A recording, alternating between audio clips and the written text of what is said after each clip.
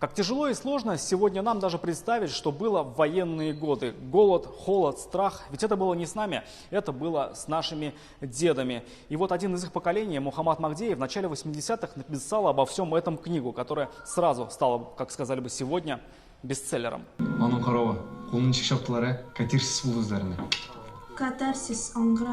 Можно ли детские воспоминания взрослого писателя передать на большой экран? Можно. Это доказывает татарстанская команда, которая в марте этого года начали съемки полнометражного фильма. В основе повесть Мухаммада Магдеева. Места съемок – родина писателя. Герои – люди, которые, несмотря на тяготы и лишения, верили, что впереди светлое мирное будущее. Эта роль была ответственная. Тема непростая, и года непростые.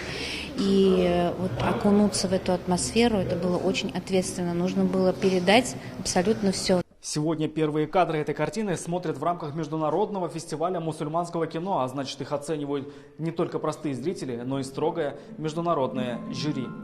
Сама история изначально, она простая, понятна не только татарскому народу, понятна вообще всему народу, я бы сказал, даже всему миру. Если перевести на английский язык, там будут совершенно общечеловеческие ценности, которые всем понятны. Поэтому наше кино не для Татарстана, но для зрителей всех возрастов, всех стран. Таким образом, часть жизни военного заказания сегодня в поле зрения мирового кинематографа, а уже полная картина окажется в скором времени в поле зрения всех зрителей. Официальная премьера запланирована на начало следующего года. Рамиль Шайдуллин, Алмаз Единов, ТНВ, Казань.